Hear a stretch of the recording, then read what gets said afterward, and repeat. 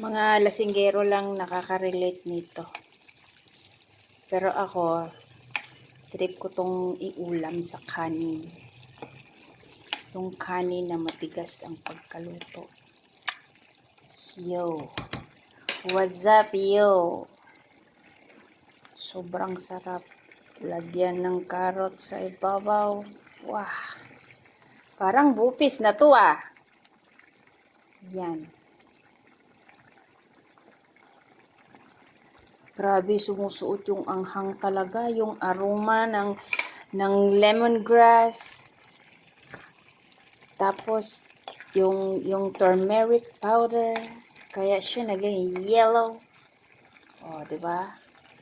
See nyo guys. Marunong na ako magluto guys. Hindi nyo lang alam yun. Kasi hindi nyo pa natitikman yung mga luto ko. Yan. Let's eat! Takam na ako. Gutom na rin ako eh. Wait lang. Tikman natin. Hinaan ng apoy kasi baka ma-overcook. Char. Bismillah.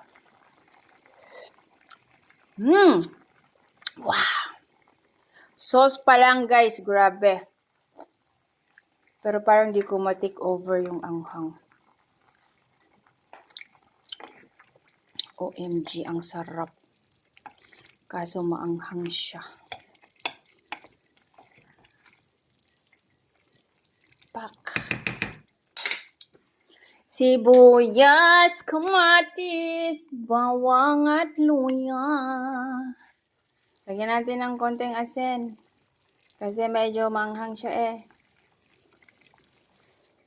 Yan. Pasensya na guys, malikot yung camera ko. Wala kasi akong assistant guys. So, ano lang to. Pacham. Bitchin. Sus, Diyos ko, makalbo talaga ako nito. Makalbo talaga ako nito guys. Kaya grabe maglagay ng bitchin ba. Bahala na.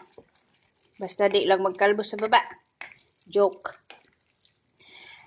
That's all for today's video. Please subscribe guys. Parang awan nyo na. Pambili ko ng pamada. Joke. Thank you and God bless. Kain na daw eh. Mga ona guys. Tara na. Kain na. Asan na yung mais na kanin? Asan na?